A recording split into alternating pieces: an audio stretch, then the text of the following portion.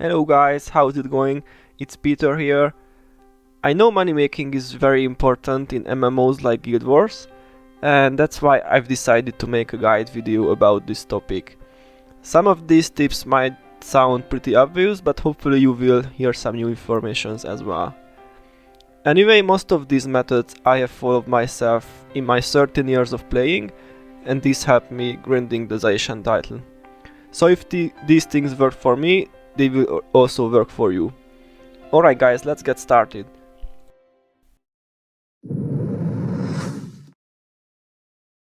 Guys, that's my very first tip and probably the most important I can give you.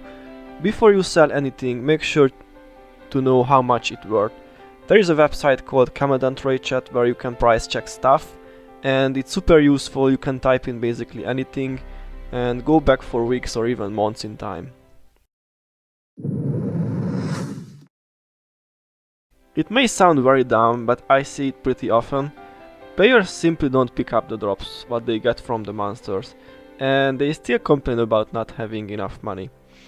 So guys, don't be lazy and pick up the loot, because it's always true that little streams make great rivers. ID kits are widely available. You can buy those in any outpost from merchants, and they are very cheap. The normal version are only 100 golds each, and they gives us 25 uses, meaning one use is only 4 golds. Okay, so you could ask me, Peter, why is it useful? Well, after identifying an item, their value increases. You also reveal hidden weapon mods and runes. This way, this is a very powerful money making method.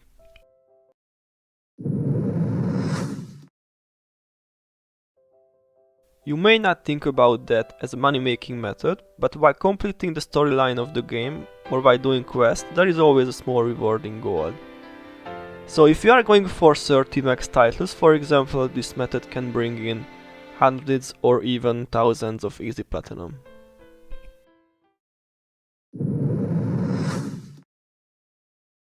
As I said earlier, identifying items has a chance to find some valuable runes or weapon mods.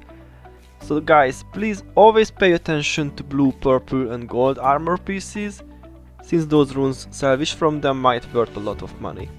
Same goes to weapon mods. However, I don't recommend to salvage everything. Make sure that you check the prices first, and check out this list of the most valuable weapon mods and rules, and guys, please never merge these items.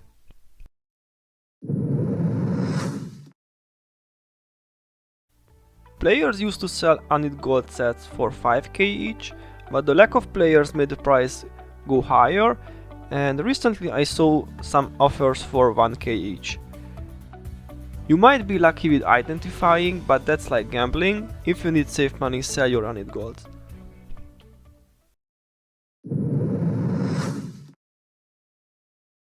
If you like doing stuff in Eye of the North, dungeons are made for you.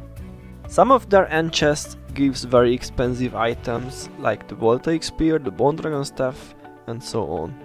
And if I already mentioned dungeons, you should pay attention to one specific dungeon, the Catacombs of Catan-Rax. The quest reward there is a Hammer of Catan-Rax, a special item which provides an easy way to max the Survivor title. Thereby it has a good price, around 3 or 4 Ectos each. You can even solo farm this dungeon and bring some alt accounts with you to make an even bigger profit.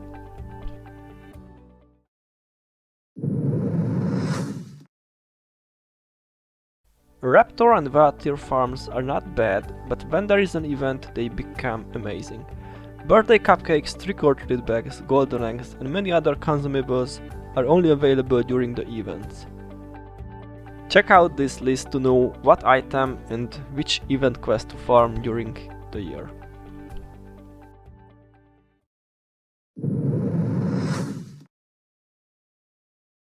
I think everyone loves consets. They make the game easier and faster, but sadly they are quite pricey. You can save a lot of money if you can craft your own consets, and a good way to do that is done by salvaging weapons. Highly salvageable mods are very useful for this, but guys, don't salvage everything. Bows and staves contain mostly wood planks, which you won't really need. And of course, if you don't wanna use the cons, you can sell them for nice money. Also check out my concept making guide, the link is in the description.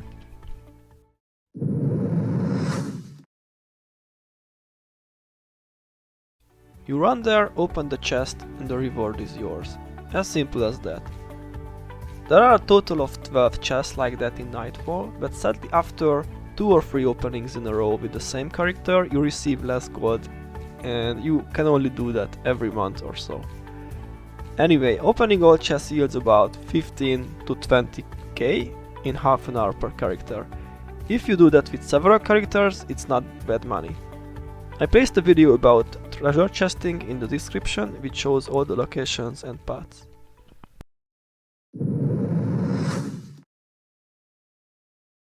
I'm not an expert on this topic, but some of my friends who are big collectors and chest runners says that it's really profitable to open chests. You can do that either in hard mode or in normal mode. Obviously in normal mode your lockpicks retain chance is higher, but in hard mode you have a chance for elite tomes. Certain items such as the Q8 and old school weapons can worth thousands of ectos.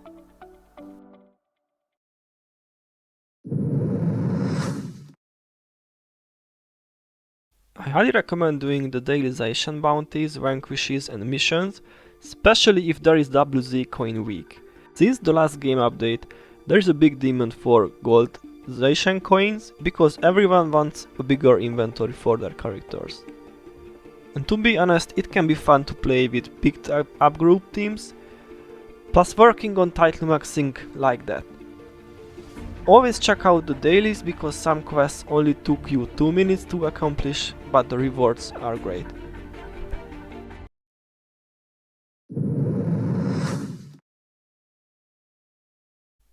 Without going too much into details, pre-searing has its own economy and certain items worth a lot of ectos. Basically 1k in pre is 1 ecto in post. People like to do char farms for purple items, then they can either identify those and hope for char or other rare mods, or you can sell unit purples for 1k each. It's pretty easy to make cash in pre with these char farmings or with the gifts of the huntsman. And once you have a nice amount of money, you can exchange your pre money into post ectos or arm braces with W trades. Just be careful guys with scammers, that's why it's good to use a trade mod for the W trades.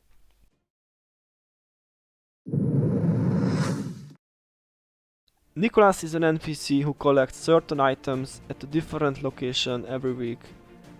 Usually a set of these items is farmable in less than 30 minutes, and the rewards are 5 gifts of the traveler. Then you can sell the gifts for 4 ectos each, but sadly you can get gifts only once per account per week.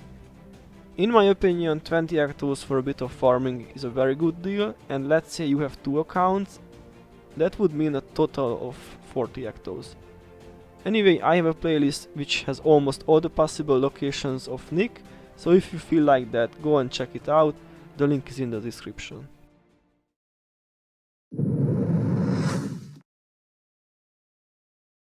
So guys, all the previous methods are working, but I think the real money, the big money, is at the speed clears. As far as I know, Domain of Anguish is the most profitable of all speed clears, and it only takes around 3 runs to get enough gemstones for an arm brace. Arm braces are around 75 ectos when I'm making this video, and average DOA teams can do a run in max 30 minutes, meaning it's around 50 ectos per hour. Besides DOA, you can do several other speed clears, but those are more about being lucky on the end chest. Underworld, Fissure of Woe, Shards of War, speed clear and other dungeon runs are popular as well.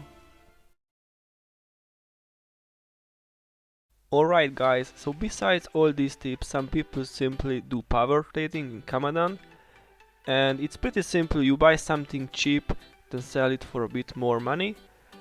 However, I think it's pretty boring to stand for long in Kamadan. Some others farm bots in Heroes Ascent for Z keys and Balthazar faction, and Back in the day, some people earned their money with running players to Drak Northforge, for example, but nowadays it's more about helping people for tips or for free.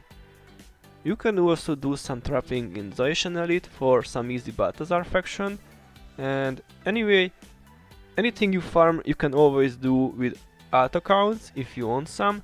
This is pretty useful for Nicholas gifts, dungeon chests or event items.